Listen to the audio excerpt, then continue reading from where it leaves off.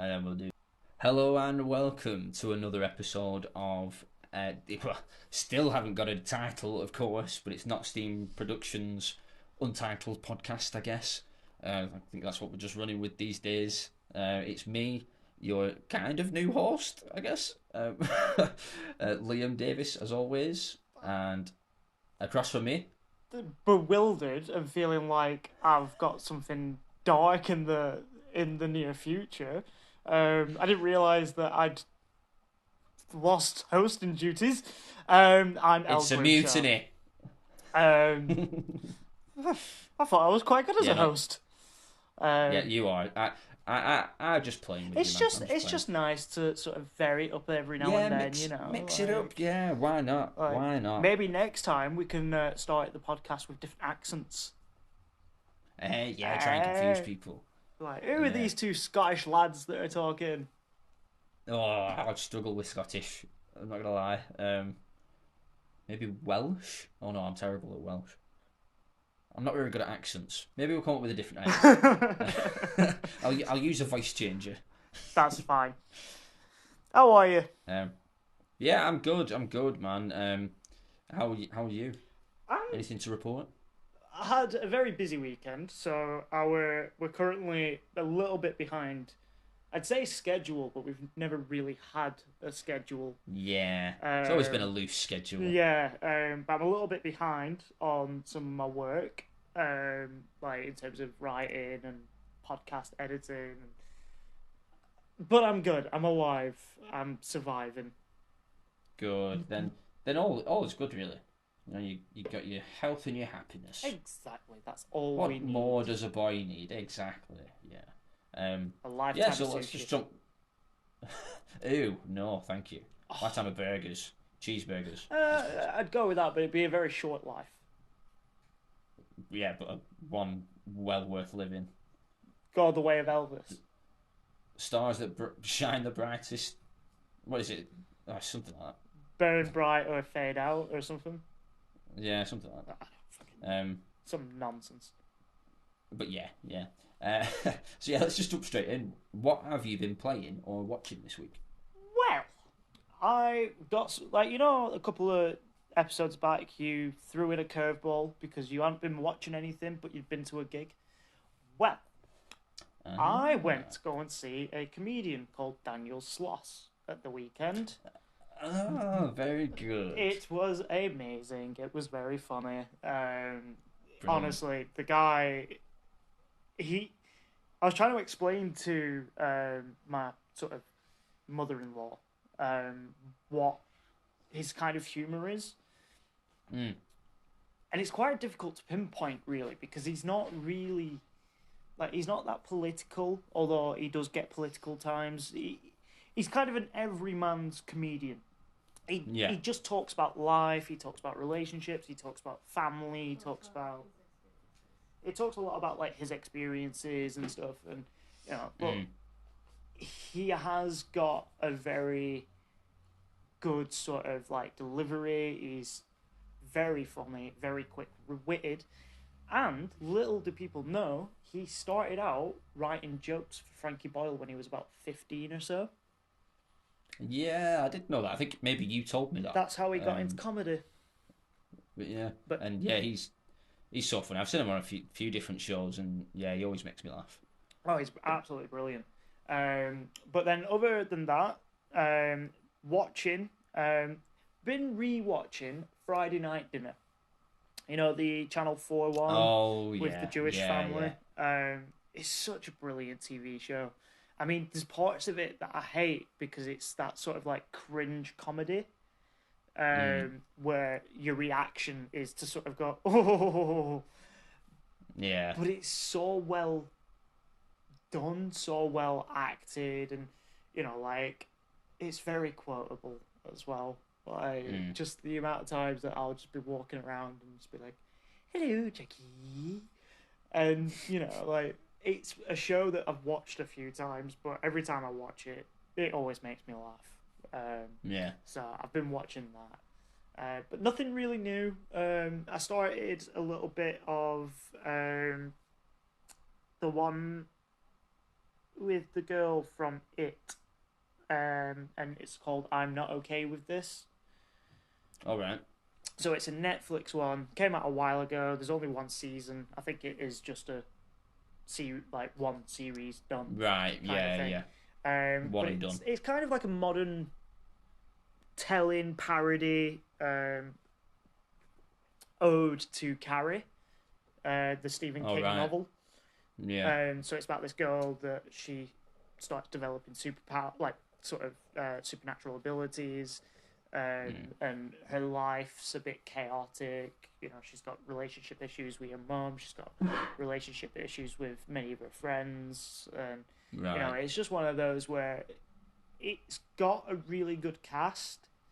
It's got some really good ideas, and I really like the direction they're going with it, of making it a bit more relatable, making it a bit more less horror focused and more sort of like comedy. Yeah. And you know, I really like it. It's got a good soundtrack as well, which is always a benefit. Oh yeah, yeah. So it's always like an extra bit of like cherry on top when the soundtrack's just a nice little touch of seasoning. Just yeah. Scatter a few songs in there. You know, some good songs. Yeah. What's your opinion on like soundtrack dumping, when films will just play little snippets of different songs in short succession? Okay, give me an example. Suicide Squad. So within the first 10 minutes of that movie, there's about 8 different songs, ranging from Queen to Wolf Mother and Eminem. Like I thought James Gunn did it better in Guardians of the Galaxy with his like sort of choice of songs and when they were dropped. It's like he earned the needle drop, if you like. He earned it in especially the first Guardians of the Galaxy. But then I think in like Suicide Squad, I get them mixed up. Is it the Suicide Squad that's the latest one? The latest one is the Suicide Squad. Yeah. Right. Yeah. And that one, it felt like they were just sort of like hammed in there. It was just they were just sort of stuffed in. So I think there's an argument to be made that it can be done well. So yeah, I don't know. Oh yeah, definitely. You can have a varied mix. But anyway, we're getting off topic. What have you been watching? Well, watching still the same. I'm just binging through Game of Thrones. Although I've been watching a little bit of Ultimate Beastmaster on Netflix. Don't know if I've spoken about that already. So it's kind of cool. It's a bit like Ninja Warrior, if you ever watched that. Yeah. And the same sort of thing. So an assault course, but it's like an American one, so it's really cheesy and over the top. It's called Ultimate Beastmaster because basically they've built this assault course within a giant beast in quotation marks, and they climb in through its mouth and have to get all the way out and what have you. And it's very cheesy and over the top, but it's fun to watch. And I spend most of my time watching it thinking, shit bag, I could have done that better. I wouldn't have fallen off there. Reality, it's though. pretty, it's one of those where you could just sort of chuck it on, have it on in the background, and you don't have to be paying attention too much. You could, just be playing around on your phone or whatever, and just have it on in the background. But yeah, that's okay. I do like. There is a clip of a Ninja Warrior episode where they got a chimpanzee to compete. All right. And he smashed it. Effectively, yeah. I mean, I don't know what his time was, but he didn't struggle. But he kind of just took. No, he wouldn't. He just kind of took it at his own leisurely pace, Yeah, but that's like putting a sprinter up against like a cheetah and being surprised when it wins. Yeah. It's like, something that's evolved for speed. Well, fancy that. Or having a man having a swimming race against a fish. Well, obviously, But yeah. It's anyway, just fun to watch. I've got a little bit of a surprise with what I've been playing. I I haven't mentioned it to you off air because I wanted it to be a little bit of a Oh. surprise. I've been playing the new God of War. No. Yes, and no spoiler. I won't go into any spoiler Good. territory, of course. But it's fantastic. It's so fucking good. Oh man. So basically, like they've kept the same sort of tone and vibe with the same sort of one shot sequencing that they do in, where it never cuts away and it always stays all it's one continuous shot throughout the whole thing, which was brilliant in the first one, and they've only carried that on in the second one, and arguably it's better in the second one. The combat has improved as well. Like, it feels a lot quicker, and there's verticality in it as well now. You can use the Blades of Chaos as like grappling hooks, so you can jump up to ledges and then jump off the ledges and do like big ground slams with your weapons. So yeah, it's awesome. Which I was the story's really good. I was kind of as well. surprised that they didn't really sort of utilize the Blades of Chaos more in the first one, but Yeah. or the Cades of Bleos. Cades of Bleos. Yeah, good old Cades of Bleos. But yeah, and it's good. And you know how lots of games in sequels they'll do that thing where at the start of the game you'll be full powered, but then something will happen and you'll lose all your powers, so that you have to get them all again throughout the game. Well, they don't really do that in this. It's set something like 4 or 5 years later or something. So he hasn't really forgotten stuff. They've just sort of reworked the way that the skill tree and things like that work, so it feels fresh. It doesn't feel like you're unlocking the same skills that you were in the first game. You've already got some of those, basically. Yeah. So that was pretty good.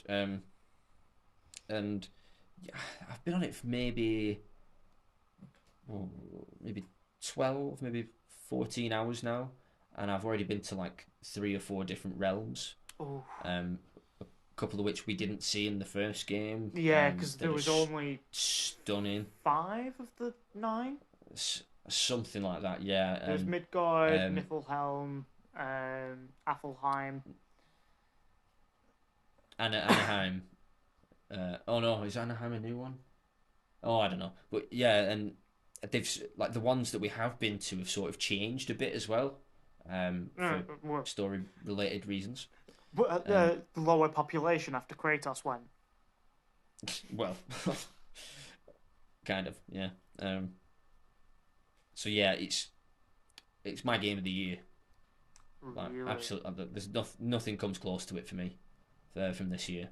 There's obviously going to be arguments made for your game of the year. I forget what it's called. The Elden Ring? Elden Ring, yeah. That's dare going to be a shoo-in for many, but for me, it's God of War Ragnarok. It's fantastic. In all honesty, And sorry, just one second. And shout out to my brother Chris for letting me play it through his account. You know, when you do the game sharing on PS4. So yeah, thanks, brother. Yeah, go on. In all fairness, I imagine that if I'd managed to play the new God of War before the end of Christmas, it probably will be my favourite game of the year, because I do love the God of War series. I've played every single one of them. I think because I didn't really get it in the first one, but in this second one, it feels like already there's a lot more callbacks to the earlier games as well. So there's stuff in there that you would appreciate more than I do, because I never gelled with the early games. But yeah, I love the reboot. So there's stuff in there that I think you'll really enjoy, because you're like, oh yeah, that's from such a game. Well, they did a few sort of like really subtle Easter eggs from like the first game. Yeah, there was one. These are full on sort of story beats in a way that kind of connect to it. So it's less. It's more. Sorry, it's more than an Easter egg in these ones, which I think is nice. You know. Obviously, without going into spoiler territory, because obviously at the end of the day, it is something that I really want to play. So I don't Yes, of want to know course. spoilers. But Yeah. they did. I'm sure I read from one of the developers that this game does explore how the jump from Greek gods to Norse gods was possible. Potentially, like this isn't really spoilers. There was a throwaway line when Kratos is talking to someone about when he arrived on these shores. So it's like he took a boat. That's as much as I know about it. If they do get into it deeper, I don't know. They might do. But yeah, I have no idea on that. To be fair, I've read the comics of the prequel to God of War, the last one. Oh right, yeah. The reboot. Oh.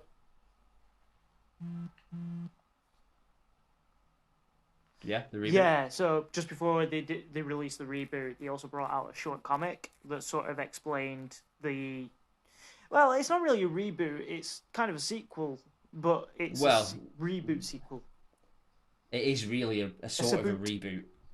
It's like a maybe it's a weird one. Yeah, because it does God of War continue 2018. the story. Yeah, God it of War does. 2018. Yeah. So I read the comic, so I know a little bit already about how he got to sort Midgard. Midgard and Norway and stuff like that. But I was just curious if maybe explored it a bit more or sort of explained it a bit more. In terms of what I've been playing, Maybe. you can probably guess more Elden Ring because I fucking love that game. But I have also been playing Hong Kong Massacre on Switch, which is kind of like a. I've been playing that. I played that a couple of weeks ago. Yeah, it's fun. It's got what's it called?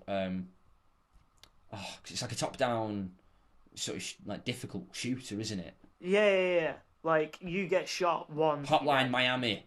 Yeah, it's got like Hotline Miami vibes. Yeah, but it's also got like Max Payne vibes. Yeah, slightly. Yeah, which I'm there for that. I'm there for the Max Payne vibes. Yeah, it's a cool little game that. But yeah, I've been playing that. It's very difficult. It is, yeah.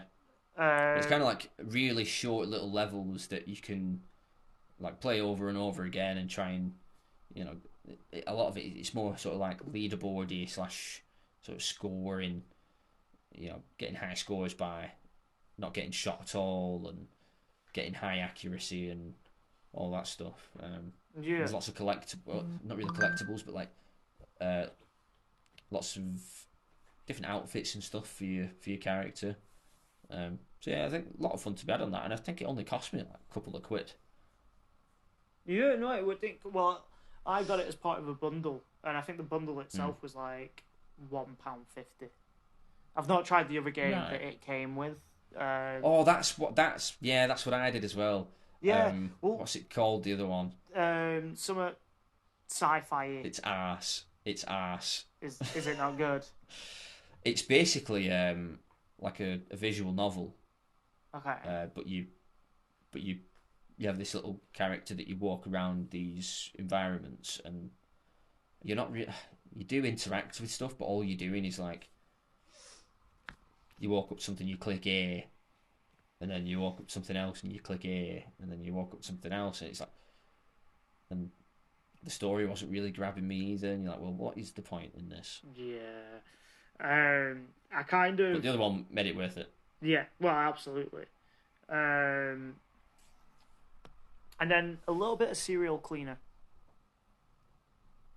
Oh yeah, that's like a crime scene cleaner guy. That's like a top-down thing as well, isn't it? It is, yeah, but it's got a very sort of unique art style, I'd say. It's got like a very 70s feel. Yeah, the red really pops, doesn't it? Mm. Yeah, no, that looks pretty good. What else have you been playing other than God of War? Anything else? Oh,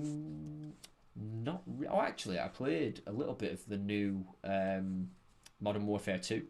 Eh. Um, my new housemate, he's just bought a Series S, and he downloaded that the other week, and yeah, played a few rounds, and it's Call of Duty. Yeah, it looks great. You know, the graphics It are does look awesome. good. Like It's graphically, it looks good. Yeah, and it sounds good as well. You know, it's like all the weapons have their own sound and stuff, and you know, it's. I feel like for those kind of shooters, I feel like we've reached a sort of pinnacle. How you. I don't see how they're gonna get any better. You know what I mean? It doesn't feel any more fun than when I was playing the original Modern Warfare 2 like 12 years ago or something. Yeah. But you know, I'm not a codophile, so I don't know. No, neither am I. I'm there for the Nazi zombies mode. And there's the odd few that I kind of enjoyed. I actually really liked Black Ops. When that Some of the campaigns are pretty cool. Well, I liked Black Ops because it had a bit of a sort of like psychological element to it that I was kind of all in on. It had very like sort of like fight clubby vibes to a certain degree. Was that the one where at the main menu you were sort of strapped to a chair in like a torture room, and you could get out of the chair? Yeah. And you could like walk around this little torture room at the main menu. Like that was a cool touch. Like they don't do anything like that anymore in games, but back in the day, back in the noughties, they there's some indie ones that do stuff. Yeah, indie ones, yeah. But like Call of Duty was never an indie game, you know, and had this like really cool thing at the start. Yeah, I don't know. I feel like you always used to get cool little mini games on the loading screens as well, and you just don't get that anymore either. Although I suppose with next gen or this gen, you don't get loading screens really. Yeah. Well, it's kind of done away with them. We may have an intruder in our house. There's something moving across my floor, and I can't tell if it's a slug. And Jess is randomly throwing objects across the room about. So with that, why don't we move on to our first category of the day? So a little list. Hang on. Back and forth Hang on. One last thing that I want to add in. Sorry, I got distracted by a leaf. What? I'm hoping you have. 'Cause he's a squirrel. I'm hoping you have. But what album have you been listening to this week? I haven't been listening to a specific album this week, I'm afraid. Just my usual sort of liked songs playlist. That's generally what I do. So yeah, sorry, dude, let you down. Well, that's fine. Because the latest one that I did listen to was the latest Arctic Monkeys one, but I'm not a fan. So yeah, I've heard some of the stuff that they brought out at the moment. It's not offensive music. It's just not what I want from Arctic Monkeys. Exactly. Yeah. I was listening to a punk album called Mayo Supreme by a band. Mayo, as in mayonnaise. As in mayonnaise. By a band called The Muslims. The Muslims. Yep, that's what they're called. And I thought about not mentioning it, but at the same time, they are like, despite the problematic name, because you know the way it's just The Muslims, it sounds very like it was them. Like, well, are they Muslims? Yeah. They are. That's okay. As far as I'm aware, well, I can't say that all of them, but I know the main singer for definite is, or at least is from a Muslim background. Okay. So still problematic, but okay. Still problematic, but band names are sometimes problematic. New Order. They don't have to be. New Order, Joy Division. Yeah, but that's they're not controversial. Yeah, they are. Do you know what? Well, not really. Do you know what the Joy Division was? Go on. So it basically, let's just say it involves the Nazis and sex slaves. So Right. yeah, not. But that's it. People that don't know about that, it's not offensive. Like me, I had no idea. Whereas the Muslims, come on, Yeah, I know. It's a they're problematic not going to get name. played on BBC. It's a problematic name, especially Yeah. if you're white, especially if you look like us. It's very problematic. But at the same time, they're a cool band. They're worth checking out. They've got some pretty cool songs. There's one that's like Punch a Nazi. Okay, I can get on Uh, board with that. Fuck the Cistern. Call the Cops. They've got album titles such as Fuck These Fucking Fascists. Gentrified Chicken.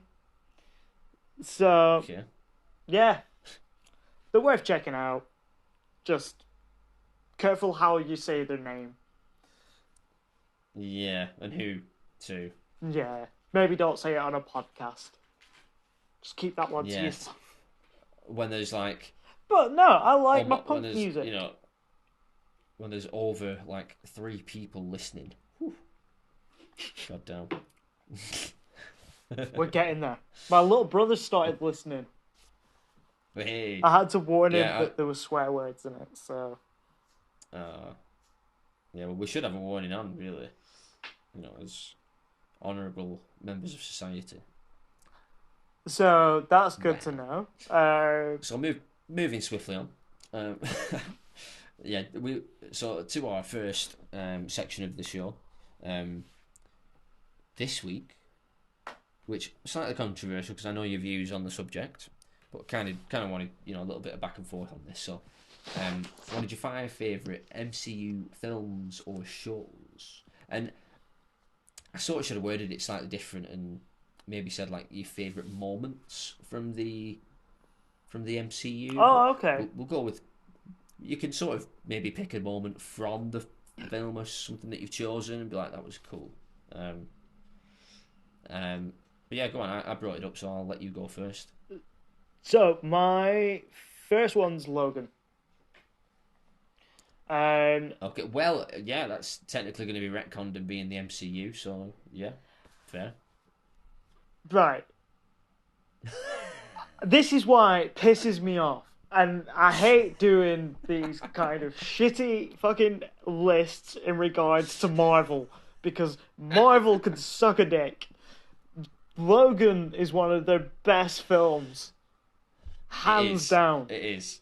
But because he's going to be in the new Deadpool, it will, and the new Deadpool is confirmed to be in the MCU, so it will be retconned somehow that it's the same Wolverine that we know, and maybe he's not dead yet, or I don't know. They'll find something. It'll be like an alternate reality version. I think that's the line they're gonna go down. But in terms of my favorite sort of Marvel movie as a movie, and like as a piece of cinema, Logan is it for me. Logan and Joker are sort of par on par. Well, maybe not Joker, but it's that for me. It's that sort of level of filmmaking, especially as well because I own the special edition that comes with a black and white version of Logan, and it's not gonna lie, it kind of works as a black and white movie. Oh, I bet it does. Yeah, it's very sort of like old school samurai in a way when you've got it in black and white. That's pretty cool. Yeah, no, it's. I know it's technically not part of the MCU and all that. Well, no, it will. It sort of will be. Yeah, so I know it will. I'll allow it. I'll allow it. Just leave them alone. Just make good movies. Yeah, I agree. that is one of the best ones. So yeah, it's a fair shout. It's not on my list either. I know, because yeah, you good sent start. me a list. Oh, did I? Yeah, you forgot to edit it out. Did I not? So I actually know what Shit. you're going to say for all of these. Yeah, you do. Well, so end the suspense then. My first one's Iron Man, the first one, It's which it's a pretty damn you know, good movie. yeah, and it sort of set the tone for, it was like the first sort of, it's the blueprint, I guess, for how the Marvel movies were going to work going forward. Like they're all very similar in sort of style and scope and humor as well. I think once someone like Robert Downey took on one of these superhero roles, it sort of legitimized it in a way because he was quite a well-respected actor, Um, and it meant that having someone like him on board meant they could get bigger and better people.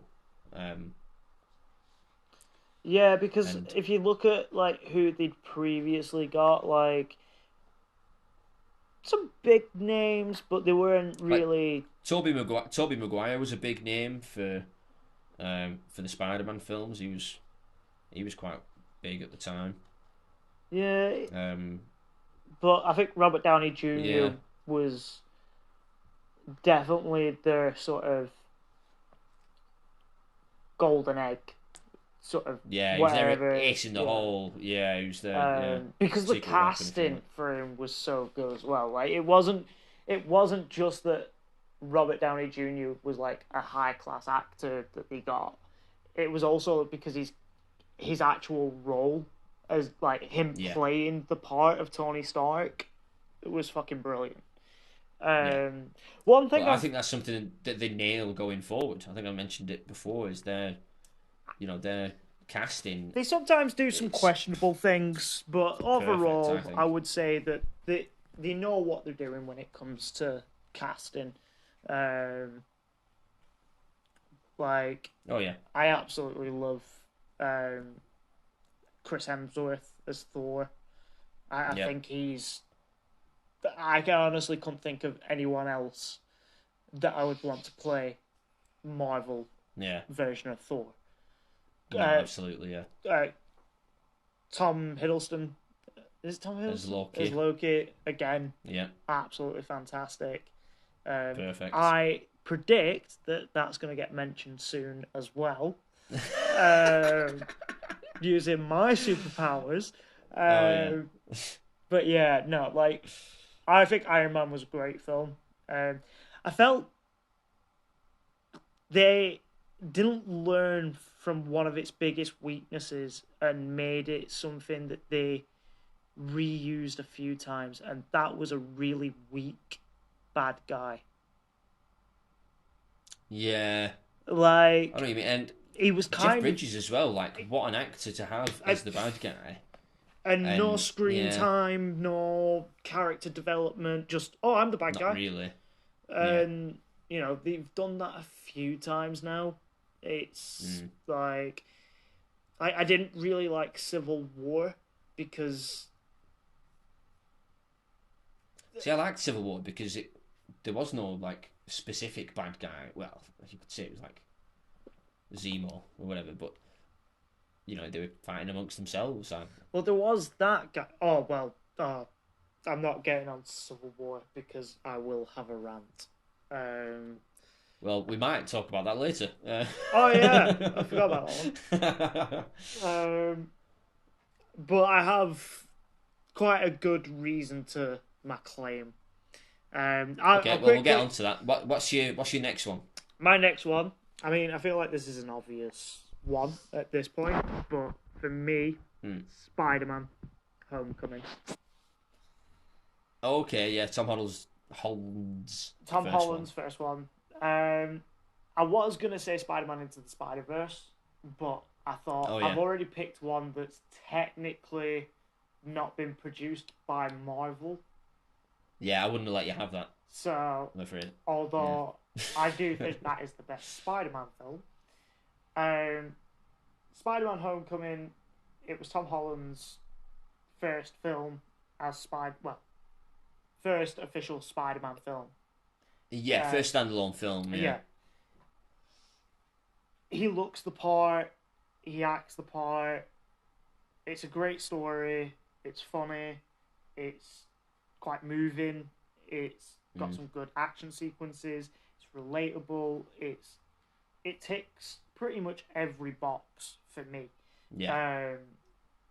Now, I always talk about I always think Marvel films, for me, I don't quite class them as film, like as movies,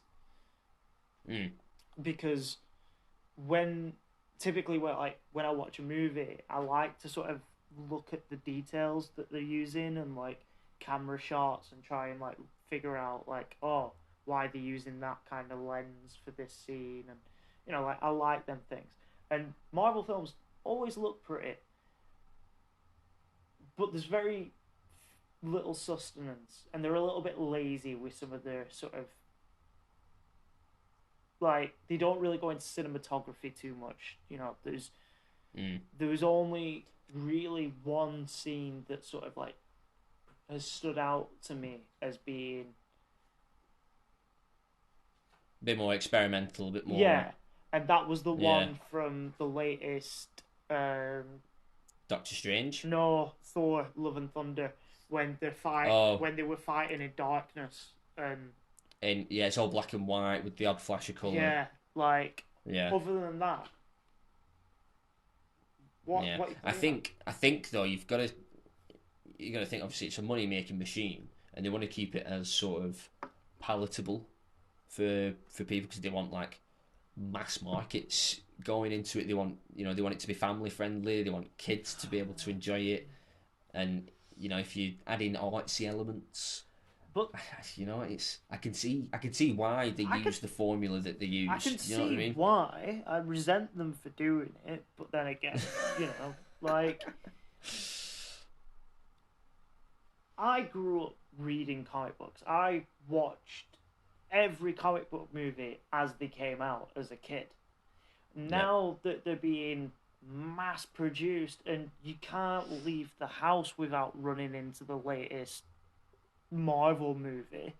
Like, you've left... You're getting mugged by superheroes on your way to work. Yeah, like, I used to subscribe to like IGN, and I used to have as one of my like pop-ups was comic book movies, and I had to leave because it was just always Marvel or DC, and it would be like, oh, Marvel announced 17 films that are coming out in 2032, and it's like, stop it, just stop. That is a bit much, yeah. Like, when they say, oh, here's our plan for the next 10 years, and you're like, whoa. Like, fuck me, that's a lot. I went to go and watch Black Panther at cinema, and it was probably one of the, other than like some of the like obvious ones like Spider-Man and stuff, like that was, I think, the last Marvel movie that I went to see at cinema. And there's a point where, spoiler, it came out 6 years ago. Watch it. Yeah. There's a point where T'Challa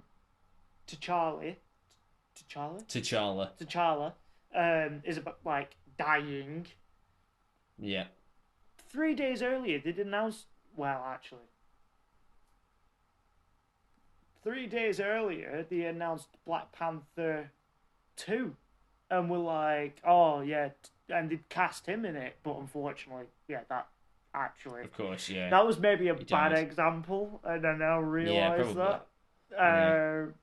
Which the second one's just come out, and it's like breaking records at the box office. Obviously, the first one did really well. I thought the first one was good. I thought it was quite fun. Yeah, I quite enjoyed the first one. Yeah, I thought they did a good job with the villain in that film. I thought Killmonger was really good in that film. He did have not so much character growth, but we learned a lot about him and his motivations. And yeah, I thought he was a good example of a good Marvel villain, if you ask me, anyway. Yeah, no. Killmonger. I feel he was good, but I feel like he didn't get enough of something.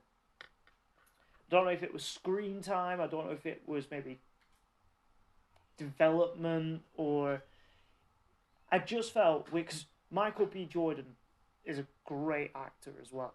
Yeah. Like, he is an amazing actor.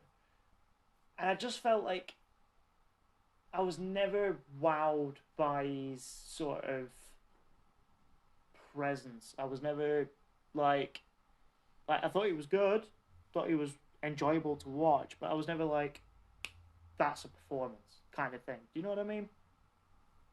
Yeah, well, it was a good villain in a Marvel film. I thought Andy Serkis for a Marvel film.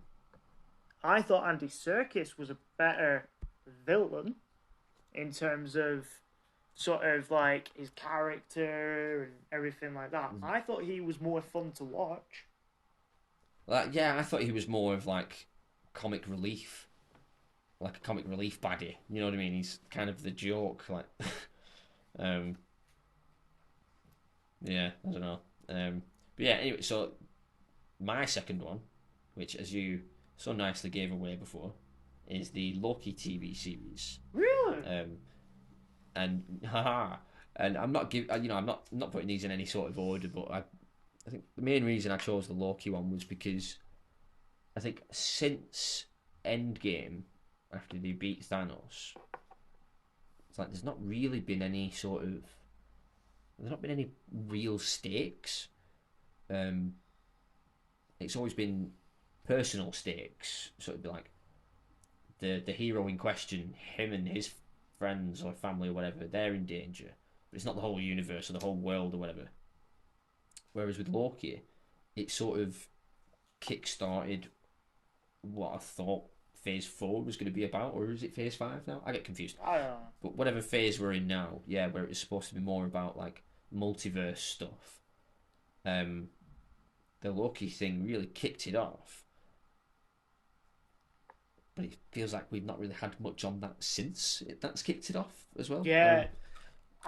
To be fair, I take the piss that I saw your answers, but I'm glad that you mentioned Loki, because I didn't want to talk about it, only because I loved it, but I'm still sort of, I don't know. I just think that it's one of those that it's either gonna stay really good, consistently good, or it's gonna start getting very hard to watch very soon. So I'm sort of not putting a bet on that one just yet, but I did love the first season. Right. Do you know what I mean? Like, so what? No, I've got no idea. Well, how do you love a series and then say that it might go downhill really quick? How do you? I don't know. Because my only issue with the first series was that there was like maybe 1 or 2 episodes in the middle of the series that they could have done without. I thought. Like bottle sort episodes. of bloated it. Yeah, and yeah, I was like, well. But other than that, yeah, I loved it. What do you mean? The reason, so sometimes when TV shows come out, they'll do like a killer first season. It'll be like a really good first season. True Blood, quite a good example. Don't know if you've ever watched it, but it's sort of like a vampire thing. It's a vampire thing. It's a vampire romance thing, but it's a lot more adult. It's a lot more. It's by HBO, so kind of yeah. Thing. They did the first 2 seasons were actually really good. Really enjoyed them. It was a sort of fresh take on sort of vampires at the time. There was like this twist where vampires were openly out within society, and like they sustained themselves off this like synthetic blood that was made, and it just after season 2 just started getting silly and sillier and sillier and sillier. From what I've seen so far of Loki, and I've really enjoyed it, but by episode 10 you're seeing some, however many episodes it is. 6. 6? Is there only 6? 6. There's only 6, yeah. That's what I mean. Like it was only 6, and there was still a little bit of bloat in the middle. Oh, okay. Yeah. So, Well, you know, by episode 6, you've got some ridiculous things going on, and it doesn't feel silly though. Like all that, it feels earned to me. The stuff that you get towards the end. I just Spoiler alert, with all the Lokis, like loved that yeah, scene. that's what I was referring to. You No, know, it was a great scene, and I liked it, but that's a large, like that's like a lot too soon. I would have, if I was doing something like that, I would have waited till season 2 to introduce something like that. Do you know what I mean? Like, sort of, have they bitten off more than they can chew with the first season? That's what I'm trying to say. Like, right. Have they got the energy to continue the series? Well, it's been renewed. Yeah, series no, 2, and I'm so... excited for it, and I'm gonna watch it. But is it gonna be consistently good? That's my concern. Therefore, I think if they keep the same cast, which they should do, then like Owen Wilson was great in that. He was one of those that I never thought I'd see in an MCU thing. I love his character. Yeah, he was brilliant. Yeah, he's top. I also really like the big bad. You know, not Chang, Kang. Is it Kang? No, I can't remember his name. The guy at the guy at the end of time or whatever it is. That whole scene was brilliant as well. Something else as well, like it obviously has that sort of MCU like shine to it that they all have, but it had like a very it had like its own sort of colour palette. Like there was lots of like purples and greens and like neons in it, and that sort of carried out all the way throughout. Yeah, it was cool. I thought it was a cool way they did it with the character as well. How it's not necessarily the Loki that we'd seen in the later Thor films. It was the one right after the Battle of New York. I thought that was a cool touch. So he was still very much an evil guy at the beginning. So you've even though it's a character we know, we've still got this progression of him throughout. Yeah. So yeah, I think definitely the best series that they've done. No, I agree with that. I agree with that. Well, what were you perhaps thinking might be close to it? I really like. No, I've not watched it. I really like Jessica Jones. Oh yeah, I suppose. And I actually really liked Luke Cage. Yeah, I didn't. No, I liked it. Although the second season was shit. Yeah. In fact, I think I watched the first. That's and the kind second of one I fell sorry. off. That's basically like Daredevil. First season was good. The first half of the second season was good. Series 2 was pretty good. I didn't really like Series 3. I never got to Series 3. Oh. I dropped off it because it fell into that formula of just being... And then I tried watching Iron Fist and just gave up straight away. Yeah, Iron Fist wasn't a good one. No. Was the Defenders as well, because the Defenders happened in between Series 2 and 3 of Daredevil. So you sort of needed to watch that to see where he was at the start of Series 3 as well. So it's like... so what's your number 3? My number 3, sorry, I had to go off it a second. MODOK. Oh, MODOK. MODOK. Yeah, MODOK. Yeah. That guy. Yeah. I really like it. Voiced by Patton Oswalt, is it? Yeah. No. Oswald Patton. Oh, is it not? Oh, what did I say? Patton Oswalt. Oh, is it the other way around? Oh. I don't know. Yeah, okay. Well, the guy with the voice. Yeah, the guy with the voice. I I love that show. I've watched it a few times.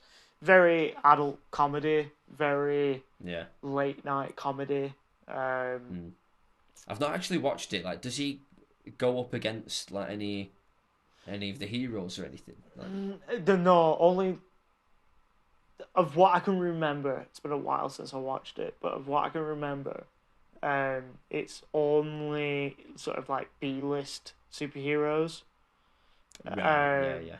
But it's kind of like in the same vein as Rick and Morty. Yeah. It's produced by made by the guys that made Robot Chicken, and you can tell. And I think again that's another reason why I love it. It's really funny. It's kind of quite. It's probably one of the riskier things that Marvel have done. Since their acquisition with Disney, which, you know, that is something that I don't like about Marvel anymore. Is it riskier than Hitmonkey? Yeah. Really? A Hitman monkey? It's pretty violent as well, Hitmonkey. It's kind of in the same vein, but it's like opposite ends, whereas like MODOK is more vulgar and sort of like not vulgar but like Rick and Morty style humor. Hitmonkey's more sort of anime. It's more just violent and it's a different kettle of fish.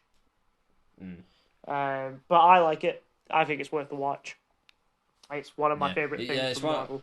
It's one of not what. Well, I'm guessing it's on Disney Plus. That. Yeah. Yeah. Well, yeah. I'll give that a try. Yeah. Cool. Well, my number 3, which you already mentioned before, you got some beef about it, but I'll just go through why I like it. Is Civil War. Like, really good concept. Like, I really liked the comic. The comic was obviously much better than the film, which, you know, it's going to happen. But yeah, I just thought it was really well done in that they had them all going against each other, and some of the action sequences in that were great. And of course, it's the first time we see Spider-Man, and that's the first time we'd seen a live action Spider-Man since the second Amazing Spider-Man film. Yeah. So that was like a huge moment when he grabs Captain America's shield. You're like, holy shit! I remember seeing that at the cinema and being like, holy fuck, it's Spider-Man, and he's got Captain America's shield. Yeah, and he's like, and then straight away he's like, "Oh, I'm sorry, Cap. Like, big fan." Yeah, exactly. And he's so funny straight off the bat. And Tom Holland is the best Spider-Man. Yeah, he is. Yeah, I agree. When he wraps up Ant-Man when he's huge, but before he does it, he's like, "Oh, have you ever seen this really old film, Star Wars?" And then wraps him up like they do in the Star Wars film, and you're like, "Oh, it's just so good." Yeah, love it. And it introduces a few characters as well. Like Black it's the Panther. first appearance of Black Panther as well. Yeah. It's sort of the first time we see what's her name, Scarlet Witch as a good guy. Like, she sort of turns to a good guy at the end of the Age of film Ultron. Yeah, but in this she's like sort of good from the start. It's like, yeah, there's that as well. Yeah, I really like that film. It's just seeing heroes fight heroes is cool. But go on, what's your untold beef? I think that they should rename it, because it is not how it's represented in the comic books at all. Well, a little bit. No, a little bit, it's not. No, it's not. It is a little bit. No, it's not. No, it's not. That end fight scene. No, it's not. Is almost shot for shot like it is in the comic. No, disagree. Partially one of the reasons why I disagree, Liam, and I will fight you on this, is because look at the roster of villains and some of the things that were on the line in the comic book. So there's an entire bit with Daredevil tossing a coin to Tony Stark, saying, "Oh, put that with your pieces of silver." some like really great iconic scenes. And when I first found out they were doing a movie based on Civil War, one of the greatest comic books from Marvel about the entire Marvel series or universe, Well, yeah. I wet myself with excitement, right? What was I given? Not a Civil War, a fucking lover's tiff. And that's all it'll ever be to me. Kind of was a Civil War. There was, No, it wasn't. all right, not on the same scale as it was in the comic, of course, but you know, you got to think like the amount that they had sort of live action MCU wise at the time in terms of like hero characters. They needed to introduce a couple more, but they couldn't go, you know, balls to the wall and have like all the X-Men and, you know, Fantastic Four and all these started to come into it. So Fine. realistically, Fine. you know, That's fine. but your Make argument is called that something movie. else. Just call it something fucking else because it's not Civil War. It will never be Civil War. Like, call it Captain v Iron, or call it, you know, bunch of. I would like them to do like a sort of a closer adaptation to the original comic, because well, spoiler alert to anyone that hasn't read it, but one of the like early story points in that is that Spider-Man joins Iron Man's side, and takes his mask off on TV and reveals himself to the world, saying like, yeah, you know, we need to be governed, you know, we need to sign up, blah blah blah, and that's like a huge thing because nobody ever knew who Spider-Man was. But having like that already been a storyline in the latest Spider-Man film, I'm like, well, is that going to be?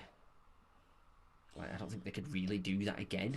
You know, the other thing as sort well, of like, it in. I do like how they sort of changed the direction of how the Civil War, and I'm doing air quotes by the way because it's not a Civil War. The way that they did, like how it came about. I did sort of like how they sort of said like, oh, you know, a bunch of countries are getting together and saying like, America's got all these superheroes and they're fucking up our infrastructure. Like, that's not good. But in the original comics, it was if I remember rightly, it was a bunch of like teenage superheroes going up against a bunch of villains. And one of them like basically went into overdrive and ended up killing a bunch of innocent people. Yeah. Killed like 800 people. Yeah. Yeah.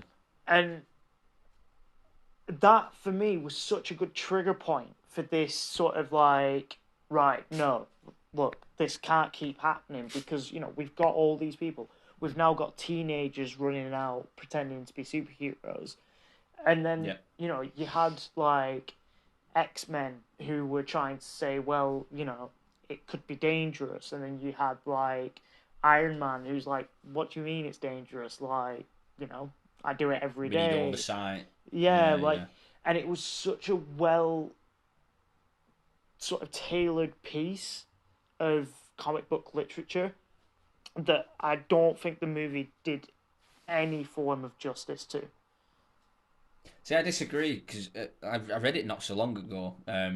It was included as part of my Kindle Prime subscription. I thought, oh, I've not read that in a while.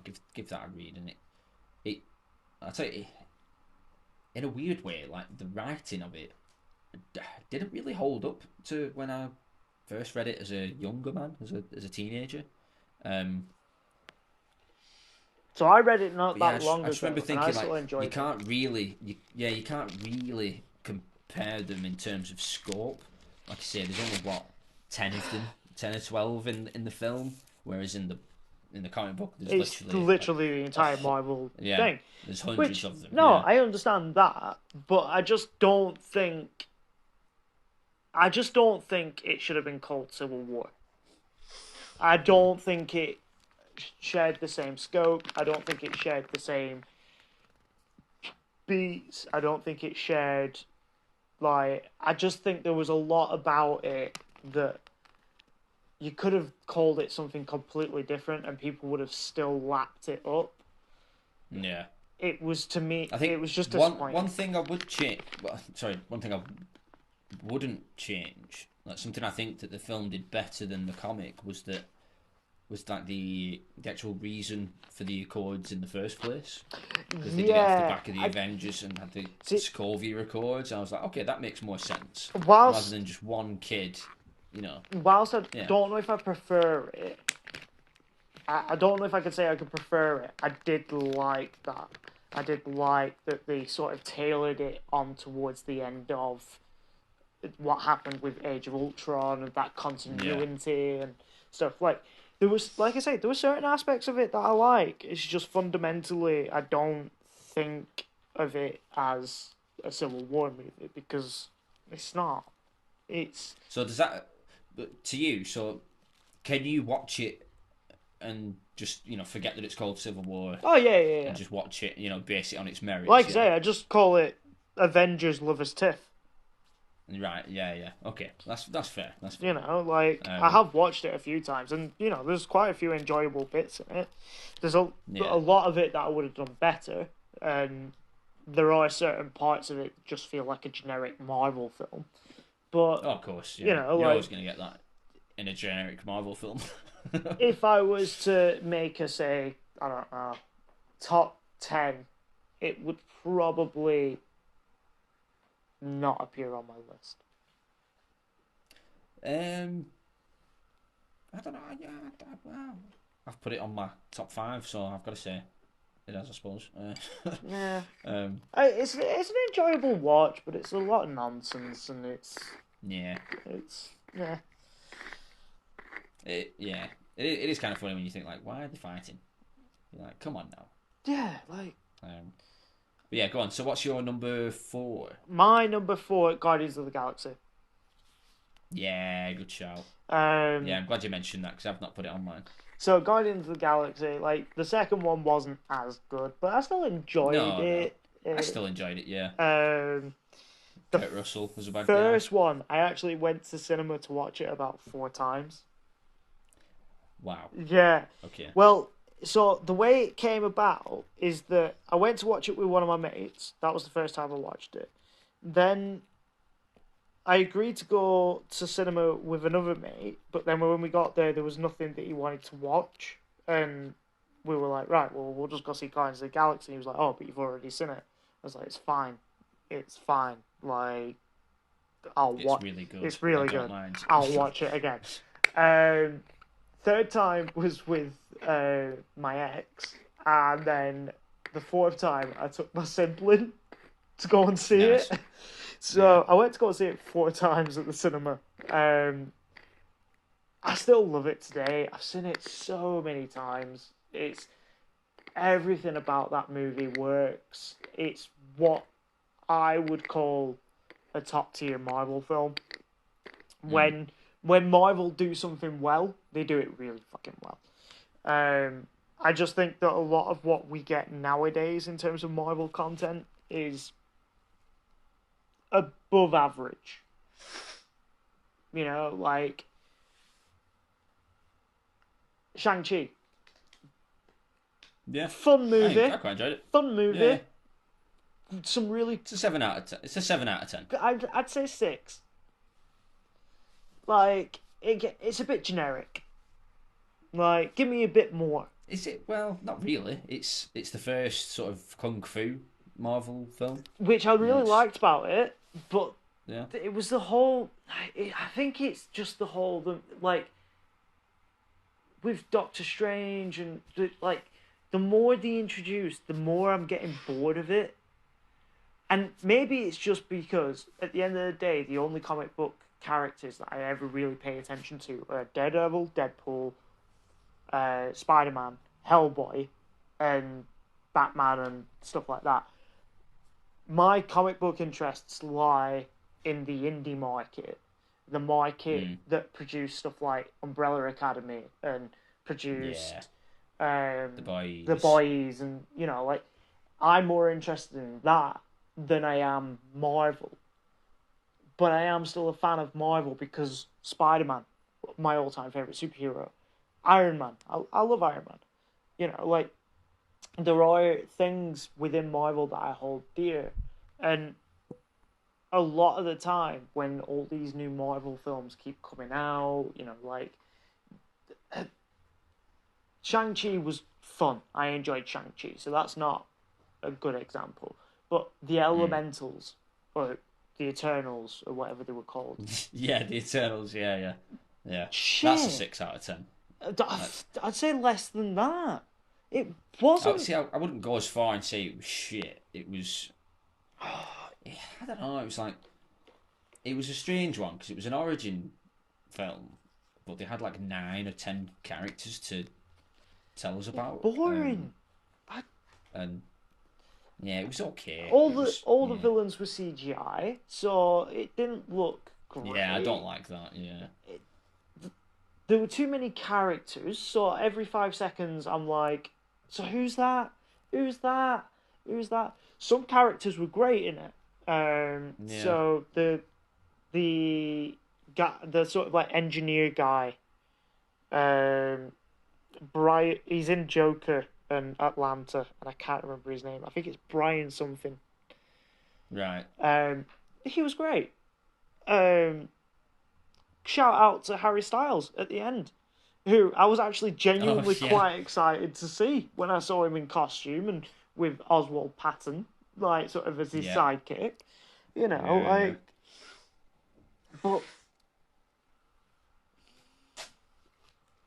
yeah, not great. But not on my list, not on your list, so we'll stop talking about it. But yeah, so my number 4 is the What If series. And the reason I wanted to bring this up is just because I love the sort of freedom you get with that. Where it's like, they can, alright, it's technically the same character, but they can put him in any sort of world or situation they want and just run with it and have fun with it. Yeah. I've seen the odd episode. Yeah, and there are, like, I think there's 8 episodes, something like that, maybe 10. And like every episode is a different story, and kind of standalone. But spoiler alert, they do the MCU thing of getting them all together and putting them in a team, which, it's not the best ending to the series. I like them as just like standalone adventures. But yeah, there's some like really cool moments in it. It's like, what if zombies? What if Captain America wasn't injected? What if it was Peggy Carter? And then you've got Captain Carter, and she's a big beefy lady. And you're like, okay, that's fun. Captain Britain? No, because there is a Captain Britain, who's rumoured to going to be played by Henry Cavill. But but that would be awesome. That would be awesome. It's like, what are the rules though? Is he allowed to be Superman and Captain Britain as well? Well, Ryan Reynolds was Green Lantern and Deadpool. Not at the same time though. Maybe they're gonna do a crossover with Marvel and DC. See, I would love that, because they did that in the comics a few times, and yeah, I would fucking love that. That'd be so cool. Yeah. Have like a little mashup film or a series or something, where a few of them get, say, like the Justice League get pulled into the Marvel universe or vice versa. Like, that'd be so cool. Absolutely. Like I would. Yeah. I'd probably hate it because it probably wouldn't live up to my expectations, but I'd probably love it at the same time. I'm starting to learn that that's your problem. It's like you need to lower your expectations, and then you'll be disappointed less. I know it's kind of depressing advice, but to a certain extent, I do. But when it comes to like movies, especially when you've got to invest time and like money and whatever to like actually enjoy it, and at this point in time, like if you'd have asked me 10 years ago to like do this list, I probably would have been able to answer it straight away and been like, oh well, it's Iron Man, it's Thor, then it's like I could have answered it pretty much straight away. But because we've got to this point where the Marvel market, not just the superhero market, the Marvel market is so saturated and just like content creeping out. Not even making a big song and dance about it. You'd log on to Disney Plus now, and it's like 6 more Marvel things have been added, and you're just like, what the fuck? Like, when am I ever going to get time to just watch it all? And See, I've watched it all, so yeah, I right, don't wow. really know. And yeah, I know when shit's getting dropped as well, especially if it's Marvel or Star Wars on Disney Plus as well. I'm always there for the Star Wars stuff. But yeah, I'd recommend it because I think the What If episodes, they're only like 30 minutes long, if that. Some of them, um, and they're animated. Point that out. Which I don't think the animation style is the best that I've seen. No, Like, I found the animation style a bit jarring. Oh, especially as well because they kind of stick to the same one. yeah, Like, it's the same animation style throughout the whole series. Yeah. yeah, like, so if they'd have taken, like, say, Love, Death and Robots, Mm, and like taken that method where each episode has its own style and stuff like that, I yeah. probably would have enjoyed it a hell of a lot more. But because it Which was, they did with Star Wars. I don't know if you've watched that. Star Wars has had like a 9-part sort of uh, like a sort of a mini series, but they're all wasn't the made and Bad Batch, designed and was it? written by different. No, they're all made by different anime artists. So there's loads of different Ah. like styles of anime. That's on Disney Plus as well. I can't Oh remember what well, it's like Star Wars I'll have to check that out. Legends or Myths or something. Oh, Yeah, I think you'll it's dig Star that. Wars Legends. I have seen it. Yeah, it I've might not be. started it. Oh, I'll have to check that out. Yeah, Um, yeah, you'll dig that. But yeah, what's your final one? What's your number Final five? one, and I know it's one that we've both got on our list. I Oh, tried to take it off. I tried to think of something else to put here, but Deadpool. oh right, okay. Yeah, so mine is technically not on mine. Mine It's not it come was out yet. yeah, I put Deadpool 3 question mark. That's not Just allowed. just just to sort of no, not have it on my list. It was just like a special mention. Well, Because I you've mentioned got to be Deadpool. excited for that. Yeah, no, I am Yeah, excited for that. yeah. I Don't get too love. excited. No, to be fair, with both Deadpool films, they've both been great. I Yeah, love them both for separate reasons. I think that Deadpool 2 struggled a little bit with repeating some of the same jokes and some of the same punches from the first film. yeah, However, it had a brilliant sort of storyline in that, because one thing that I always found that they were going to struggle with Deadpool, and they've managed to nail it twice now. But how do you take a character like that and give them a sort of emotive connection to the audience? A character who is by and large a parody of themselves. They are a mm, parody of what they represent. How do you give, and is more or less unkillable, how do you yeah, provide an emotive connection to that person? First time they did it with a cancer story, which, he was trying to cure himself of cancer to so that he could go and be with a woman that he loved yeah, or loves. It backfires. It turns him into Deadpool, and you've got this thing where he longs to be with her, but he's scared. he's ugly. He's ugly as sin. You know, Uh, but and it works really, really well. And the marketing when they were like, "Oh, it's a love story," like, yeah, you it know, comes out on it Valentine's comes out Day, on and Valentine's Day. yeah, Like, brilliant. it was fucking class, and like such a well told story. And then the second one, I was like, how are they going to do it a second time? What are they going to do? Because they can't have him dying again. She dies. Spoiler, came out a couple of years ago, so Yeah, it's fine. she And he's depressed and wants to die. wants to die but can't die. And for beat, it does it again with really well. I liked Cable. I thought he was. I thought what? Josh Brolin. Josh Brolin. I was gonna call him Jason. That's why I was stuttering. Yeah. He's also known as Thanos. Also, so how does that work? I know, yeah, it's mad. I think he gets away with it because he's purple as Thanos. And I think it's quite cool, actually, that how Thanos still has a look of Josh Brolin to him. Like his eyes or something still look like Josh Brolin. I think he was definitely modelled off Josh Brolin. Yeah. And, like, they just sort of did, like, CGI makeup on him. Yeah. I think it... Well, yeah, I always loved Cable in the X-Men TV series because like time travel and stuff, and he was just he was so cool. Well, and I think I read quite a few of the Deadpool and Cable comic books, which were fucking great.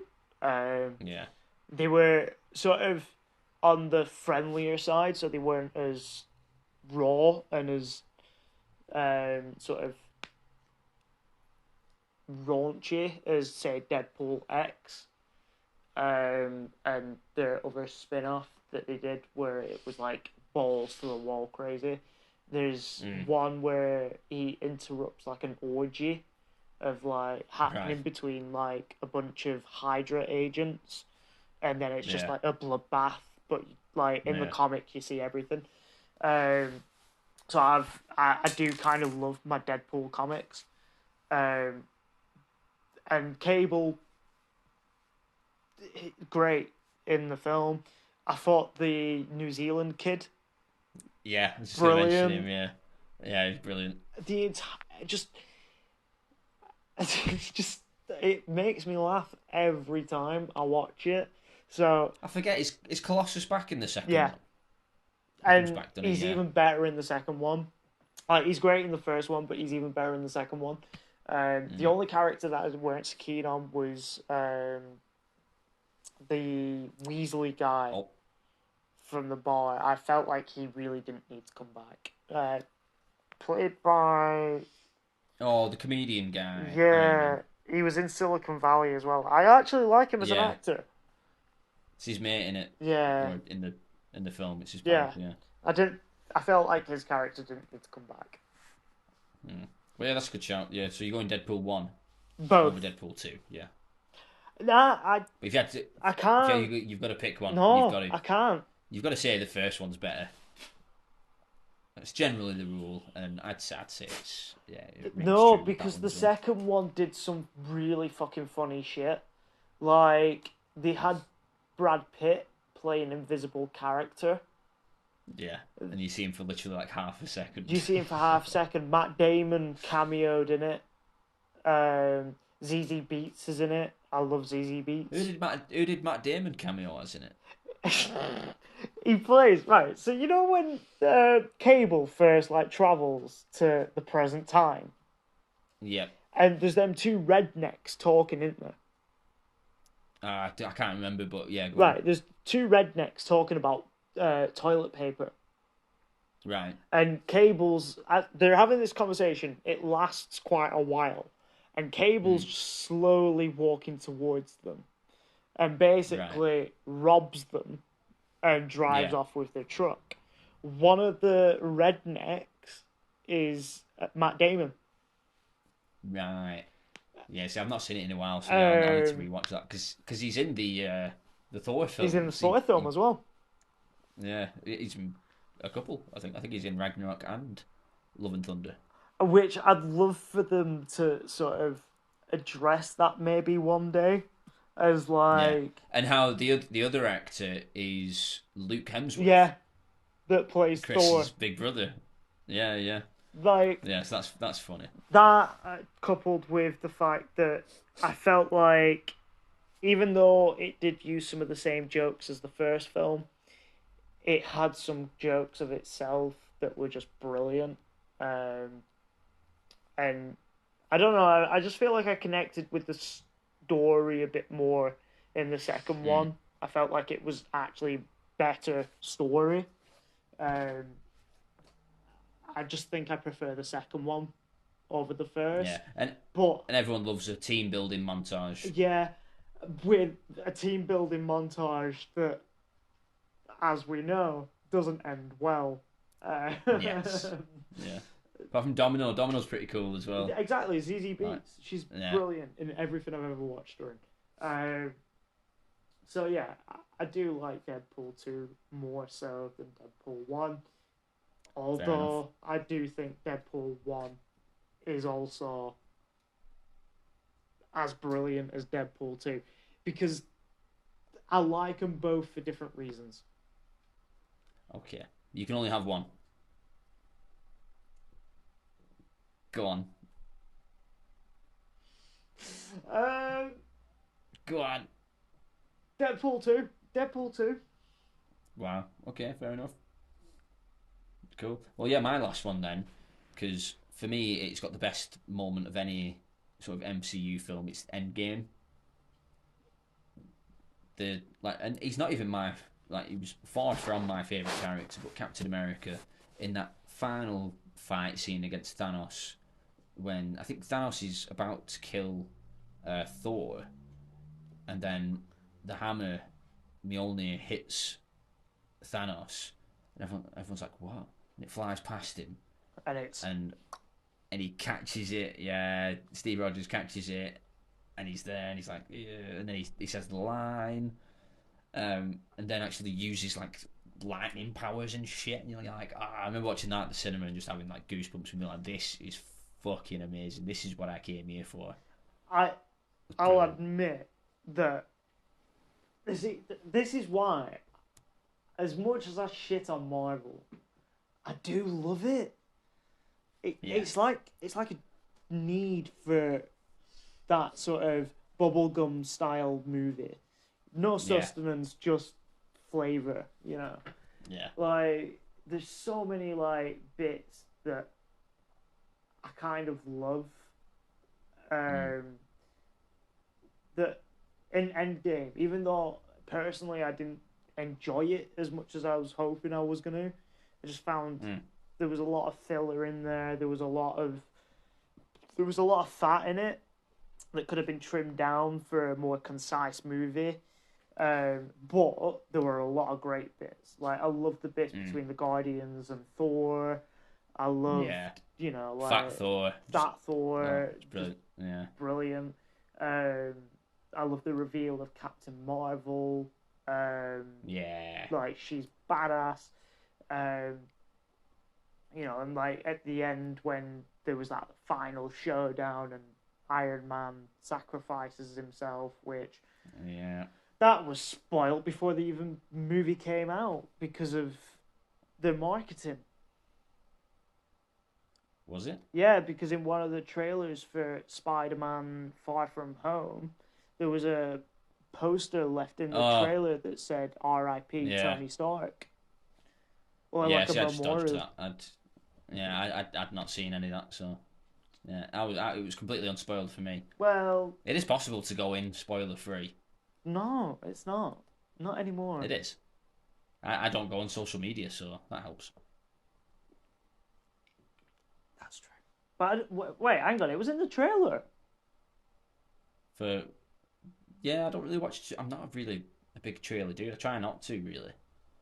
Wait, so you just go based off the title? Well, yeah, basically, I'll read bits about it. Okay, well, in one of the trailers, they had like it was like a... I know the poster you mean, because I've seen the film, I know what you mean, it's like a mural. Yeah, and it's like R.I.P.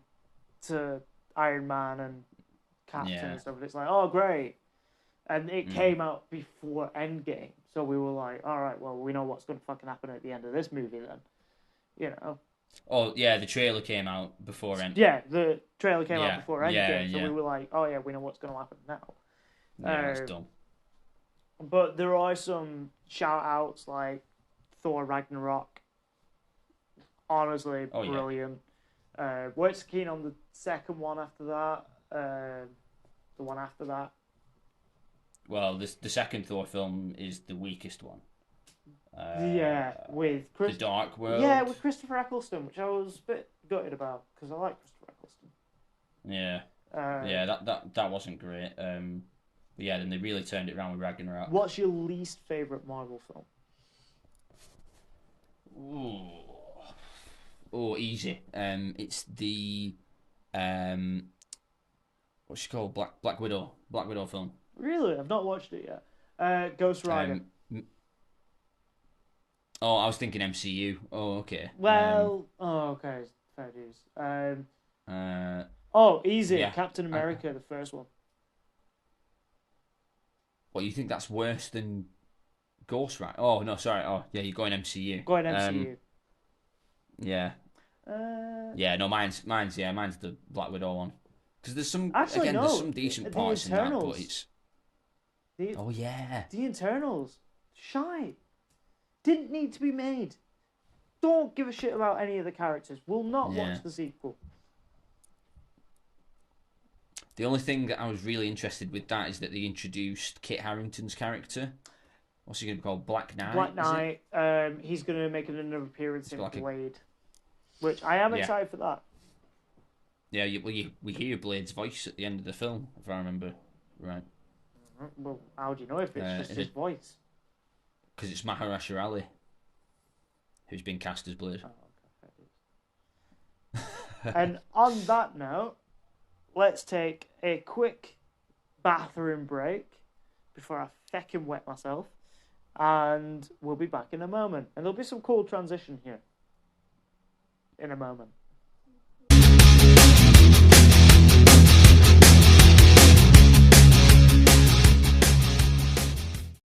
And we're back. Oh, sorry, I took over. Oh, I felt hosted. No, that's fine. That's fine. Sorry. Well, you were the one that sort of broke us up for the break. So yeah, I guess it's only right you bring us back. So yeah, sorry about that. It's all right. We're both fighting for hosting duties. And we're back. Yeah, sorry about that. I really need to go for a piss. It was probably the longest piss I've ever had as well. Wow. You know, I don't time them, but it took a while. It was like the Austin Powers one, which I do. Oh yeah. I do love that scene. I don't know why, but I do. So we're moving on to my Nasibo-verse plug. Plug. Which I sent you. I know I sent it yesterday, but I only published it yesterday, so it's still pretty fresh. Oh yeah, I've not had time to read yet either, my friend. Nah, that's fine. I opened it up and I remember specifically thinking I quite like the artwork. Thank you. That's all. That's all. Sort of a skull guy smoking a cigarette. So let me tell you. I remember thinking it looked like a cool album cover. Let me tell you a little bit about the piece. The piece is called KENKA, which, as far as I'm aware, I did a little bit of research. It's the Japanese word for fight, and there is a reason why it's called that. Is it follows the story of the demon dog samurai, which is a Nasibo character. Every time he dies, he's effectively reborn into a new reality. And this short is but one of said realities that he's been to and that he exists in. It's kind of inspired by stuff like Kill Bill, a lot of like anime. It's kind of written in a sort of comic book, graphic-y sort of style, or at least that's what I've tried to emulate. Right. And it follows the story of Ryuu Oginawa, as he's sort of finding a way out of a situation he's found himself in. Oh, okay. Yeah, cool. By the way, I like your the names that you give to your characters. I feel like they'd slot into like almost like a sci-fi Terry Pratchett. Well, that's kind of, you know what I mean? In some respects, that's kind of what I'm going for. Yeah. Well, no, you can tell. Yeah, it's good. Like, because Terry Pratchett is a big influence of mine.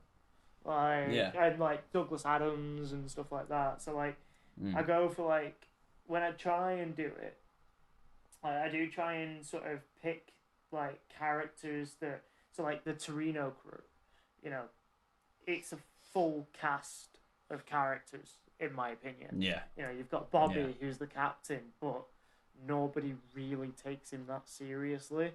But he's Yeah. that person that you definitely want when shit hits the fan because Right. they've got that cool, calm, like persona Yeah. about them. You have Chihiro, who's the sort of loud mouth. She's the one that tries to act motherly, but always kind of fucks it up, and like ends up making matters worse. And then we've got a few other characters. There's a lot more coming from them. There's a few bits that I've been sitting on a while. I'm just waiting for the right time to release them and stuff. But yeah, thank you. I appreciate the sort of No, of course. Yeah, man. like. Yeah, I like giving praise where it's due. There's another And demon. if it's ever shit, I'll tell you as well. So don't worry. Appreciate that as well. There's another Demon Dog Samurai one that's in the works, which is called the Iron Clouds of a Bamboo Kingdom. So a lot of them are sort of heavily inspired by my love of like Japanese movies and samurai content, animes and stuff like that. But I try and sort of like create a new world with each one, and that one I'm kind of excited to tell you about. Cool. Well, yeah, maybe next week on that one. No. But yeah, cool. So yeah, that's you get it on Patreon. You can get it on my and Patreon. There's been a few updates to it recently. There are some more updates to come. Stuff that we can talk about off air. But yeah, Cool. Check it out on there. Yeah, sweet. Like and subscribe. As always. No problem. And that, of course, brings us on to our main feature of the day, where we've done similar stuff to this in the past, but with this, I just wanted to give you sort of free rein and say, look, pitch me a video game. We've got a loose sort of structure. Like, main points I want to know about is the sort of overarching story, the art style that you're going for, sort of what genre space it'll sort of sit in. Yep. Obviously that can cross a few different things, like many games do these days. Some sort of special sauce. We like a special sauce or some sort of unique mechanic. And I also wanted some sort of multiplayer aspect to it as well, which I thought would be nice. So yeah, I want you to go first on this. So go on. So pitch me. I sort of took a bit of creative liberty on this, and there's a project that I've been working on for a while. Similar to. Wait, are you making a game? No, I'm not making a game. So it was more of an idea for a sort of graphic novel or anime series or sort of short story. Whatever format it might take, but I was thinking about this little side piece, this little project that you gave me, and I thought, maybe I could make it work with this. So, the game, I don't know what I'd call it, but focuses on something called God Killer. I think Godzilla, but K. With a K. Yeah. Yeah. Cool. Now, my game, if I was to make it, would focus on two separate types of gameplay. Gameplay number one being stealth sections, where you can tailor your character to use different stealth tactics. So there could be, like, say, perks for distracting. There could be perks for being shadowy. There can be perks for, like, ghost. So there's different styles of stealth gameplay, not just your typical, don't get caught. Crouching. Yeah, you know what I mean? And vision cones and all that. You play as a human character in a world where humans have more or less been wiped out by these big sort of like corporations that have been taken over by AIs. The AIs have programmed all the robot servants to go out and kill all humans, which they'll happily do. You play as, in the stealth sections, a sort of human character that's out to basically sneak into these facilities and shut them down. Yep. Right, yep. So, objective number 1, and get from outside to the inside to the core. Yep. That's your infiltration. Then, when you start hacking, instead of it being like a sort of like a hacking minigame. A completely different gameplay style. A sort of hack and slash where you play as a digital avatar. Right. And you're like hacking through code and like security software or like your sort of enemies, and it's all told to you in this like digital neon sort of like really colourful, really vibrant, so like cyberpunky, very like, you know. And that character you can also develop, and like, you know, like the more time you spend like sort of exploring areas, the more stuff you'll find, and then you can like use some of it to research your like your digital avatar. Whereas stuff that like you find, upgrade skills and stuff. Yeah, whereas stuff that you find within the sort of digital reality, you can find stuff that will like make you better at being stealthy in the real world, because you find flaws in the system.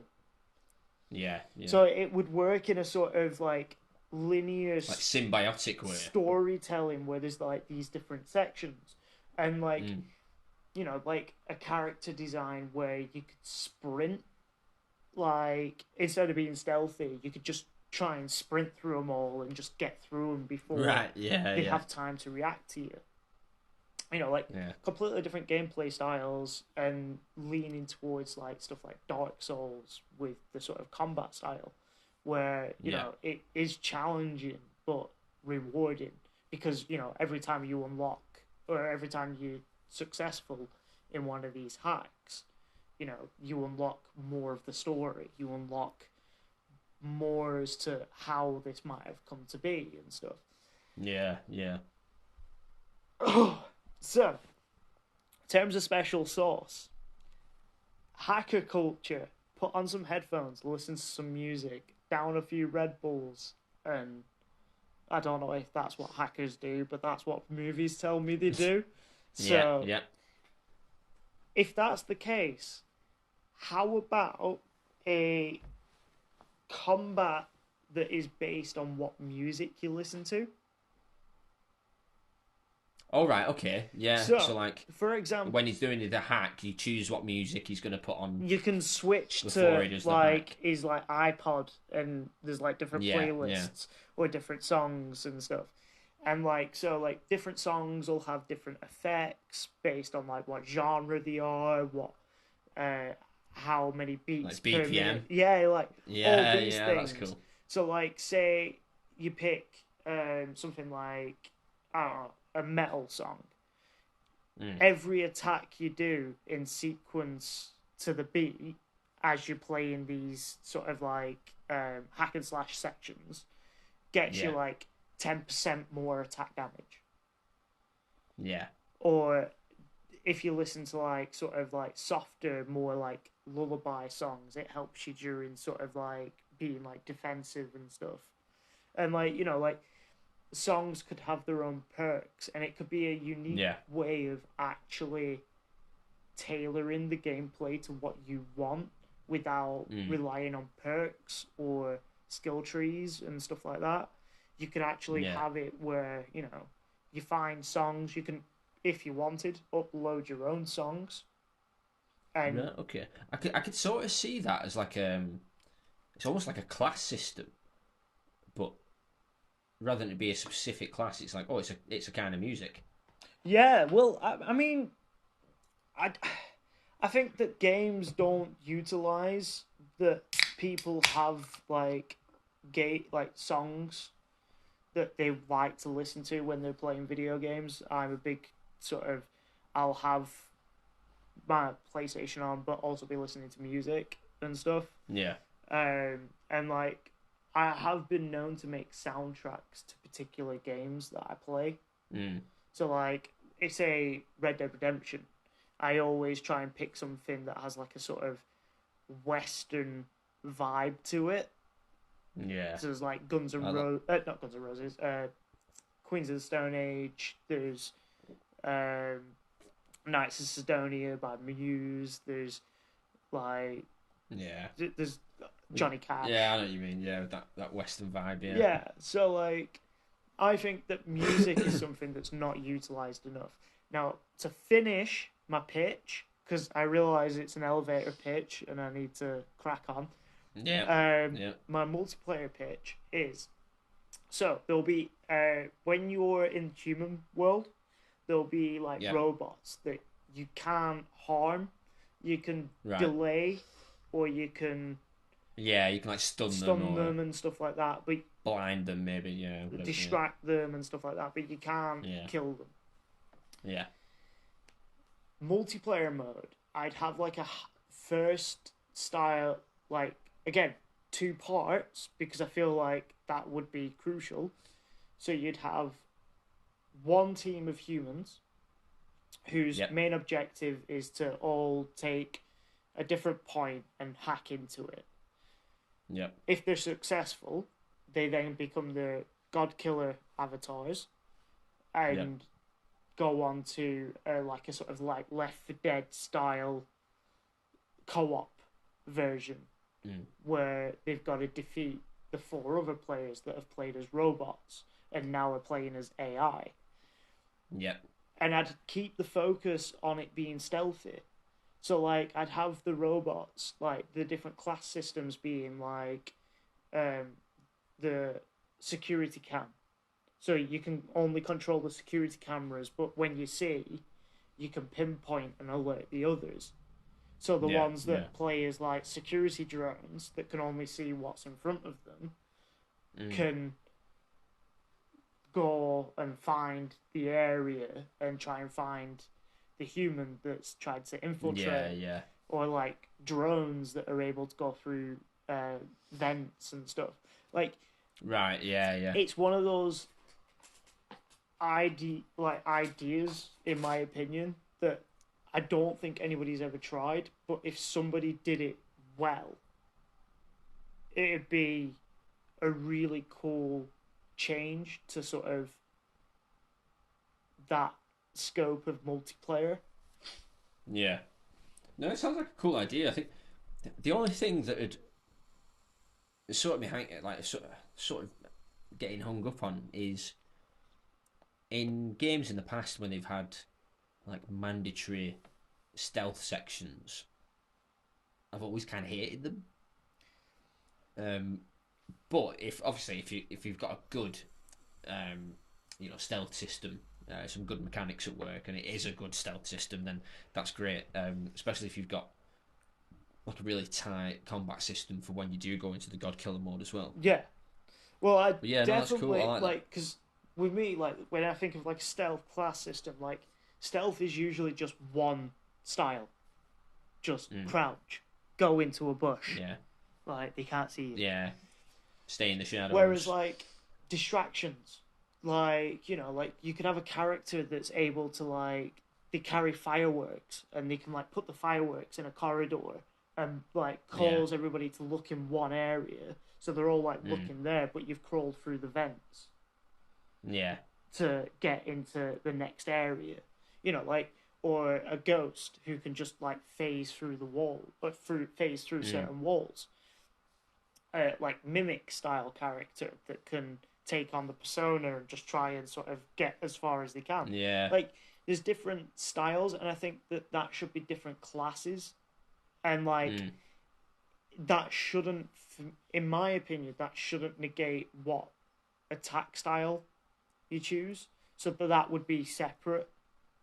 Yeah. But I would want it to flow naturally. Like there'd be like a sort of maybe like a not tutorial, but like an introduction where it sort of says, "Oh, here's your sort of space to create your physical, your god killer avatar." Yeah. When you get into like the actual melee combat. So yeah, like I think that it'd be one that both of us could enjoy. Yeah, I agree. I think Thunders. you could do the God Killer stuff with the sort of Souls-like combat, because that's way more up your street than it is mine. And yeah, I love a good bit of stealthing. So yeah, cool. I'm on board. What So you've got my what money. stealth class would you go for? I think something mobile. Like So I'd you like go for like a to, sprinter. yeah, or like maybe something on wheels. So maybe it's really quick, but maybe So like not much good at anything I was else. trying to If you know what I think mean. like because just in case you asked like, oh, what kind of abilities would this one have? So with a sprinter, I was thinking that they could like run along walls, like above sort of like the Right. robots and stuff, Yeah. or like be able to slide through vents, or be able to sort of like do like complicated maneuvers that sort of distract the robots. So Right. Okay. Yeah. Yeah. they're like, she's like, oh, Mess up their targeting or whatever. yeah. Um, so like there's like a few different ones that I think that would sort of like I would probably go for that one as well because just Yeah. get in and out. Yeah. Yeah. I've seen your style of gaming. That's definitely the way you play. I'd be trying to glitch the system and trying to like kill all the robots, but it wouldn't happen. I thought about adding a third element where you, after you've hacked the system, you're able to like just go through and like gun through all the robots with all your like hacker Yeah. knowledge, but I thought it was too much. Well, I suppose you could have a mode like that. Maybe. You can always do a maybe call it God Killer mode. Just go wild. Have all your powers. But yeah, that's cool. Yeah, I'm on board. I quite like the sound of the multiplayer aspect as well. It's almost like the way I see it in my head is it's like a high res uh, Among Us in a way. Yeah. Like yeah, sort of that sort of thing. But yeah, no, that was cool. Thanks for that. And I was going to pitch you mine, but you know what I'm going to do? I'm going to save it. I'm going to pitch it to you next week. Ooh. Yeah, so we've got little something to look forward to next week. And to end this week's podcast, we're not going to do a hypothetical. Oh, we're not doing the quick movies we want to see as. No, we'll do that another week because I'm just conscious of time. Because what I'm going to do for you now is posit you another little quiz. So that should take us up to sort of 2 hours or so. So it's similar to when I quizzed you a couple of weeks ago. It's a little simpler. So all I'm going to do is personify a place or a setting from a video game. I've got 6 clues, I think, again. Yeah, 6 clues. And yeah, as I'm going through the clues, if you've got any ideas of what it might be, tell me to stop. And then you need to give me the name of the place and the game that it's from. Okay? Okay. Right, so here we go. Clue number 1. I'm a great place for fans of a nice view. That could be quite a few. It could, yeah. It's always a bit vague on the first I one. I'd be mean- surprised if you got it from that. I mean, like, just off the top of my head, games that have a great view. There's a lot.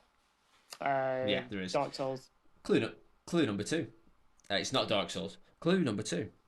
I'm quite a dangerous place, filled with both enemies and NPCs. Again, I'd be surprised if you got it from that as well. They do get sort of more obvious as we go on. I kind of have a sneaking suspicion that I know what it is, but I don't want to guess just yet because I want to hear more clues, and I don't want to still read you the. Because what happens if I get it straight away? If you get it straight away, I'll still go through the other clues. Wait, what? I could still be like, I could still just read you the other clues that I've got. Oh, okay. If you did get it right. Is it Skyrim? Pop? It's not Skyrim, no. Oh, okay. So, clue number 3. My weather can be quite illuminating. My weather can be quite illuminating. Yeah, I heard you. I just don't quite. I can see the little cogs in your head moving. Stop it!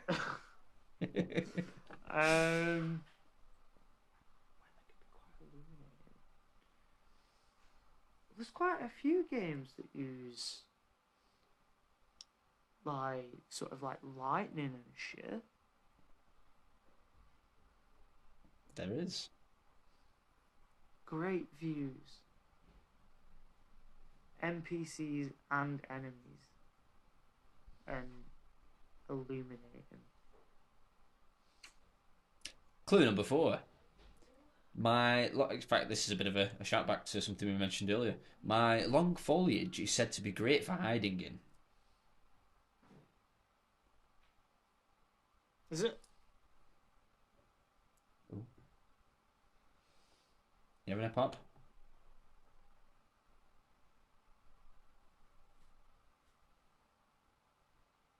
Is it Tsushima? Tsushima. In Ghost of Tsushima. It is, yes. Technically, it's the island of Tsushima from Ghost of Tsushima, but yep, I'll accept that. Last two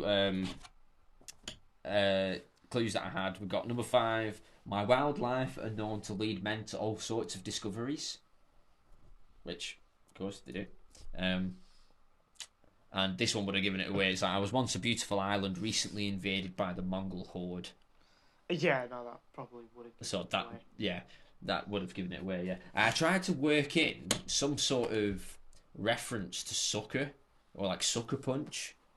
I was going to say something along the lines of like, "Oh, you'd be forgiven for being suckered in by the great vistas on display," something like that. Yeah. But I was like, it doesn't.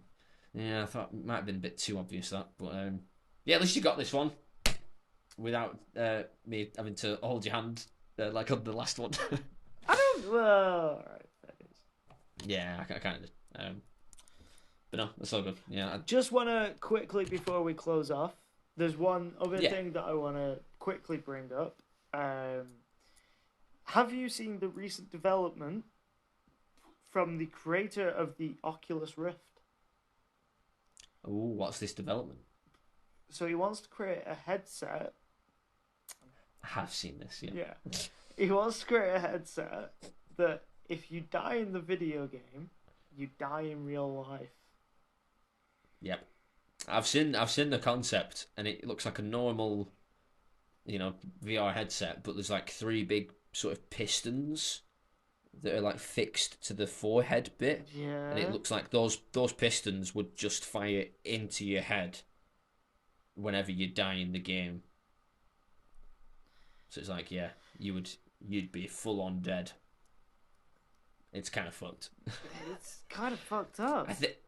I think he meant it as like an art piece or something. I definitely think that it is part of some sort of like political statement or something. Yeah, it's something. Not surely.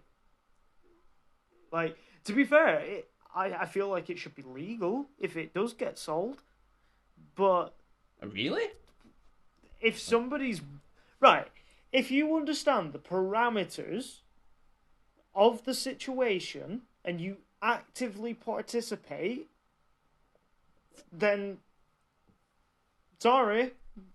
Fair. Yeah, I suppose it's like saying you can't sell knives because somebody could cut themselves with it. Yeah, like. But knives aren't designed and sold to kill people. But like that is what that thing's function is to kill a person. right, first of all, I'm calling his bluff. I don't think it's actually gonna happen. I'm never gonna fucking. No, of course it's not. No, never is gonna it? fucking try. But like, if somebody out there buys it and dies after everything he said, that's natural selection. Natural selection. And then if more Yep. people do it, if people go, right, well, fair dues, that guy died, but he kind of knew what was coming.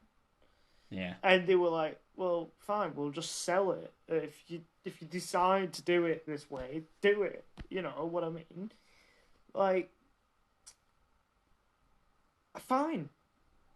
Like, if you choose to put on this headset that's designed to kill you, then alright.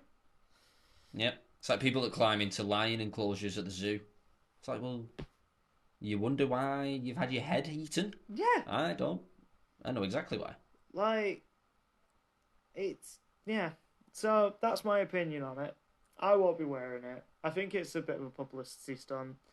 It is, yeah, that's all it is, yeah. He's probably gonna be He's probably just mocked up like a 3D image of it and sent it to a couple of mates and be like, this would be funny, wouldn't it? And then somehow it's got out onto Twitter or something, and now it's apparently a news story. Yeah. So, yeah. I have seen the ones where if you like get shot in game, it'll like stimulate a sort of sensation. So you're like, I've seen a YouTuber set it up so that he was basically surrounded by paintball guns that would set up to trigger and shoot him whenever he got shot in the game. oh, And they would shoot him from the angle that he got shot at in the game as well. And, that's cool. like, it was a cool setup, yeah, but he really regretted it by the end of it. He was like, fuck, I did not think this through. I can imagine. Yeah. But yeah, that's cool. It's one of those rigs where it's like you're sort of connected into it and you run around, but you stay in the same spot. Yeah, I kind of want one of them. For like same. high energy situations, I can just run on the spot and just not go anywhere. It'd be fucking great. Yeah, cool. I could do karate in my living room without breaking anything. Like, what? Cool. Well, Sweet. unless you've got any other statements or that's it for me this week. Yeah. Are we allowed to say it's been another good episode? It's been another episode, I guess. We can say that. To be honest, I just like our little weekly catch-ups. Yeah. You know. It's just an excuse to see you. Oh, so cute. Aww. No, to be fair, my little brother has started watching. Yeah, you mentioned earlier, yeah. So yeah, hi, little brother. Hi, Sam. Nice to meet you. And bye, Sam. Bye. along with our other listener. That Goodbye. other person. Yeah, like and subscribe. Bye. Love you all. Bye.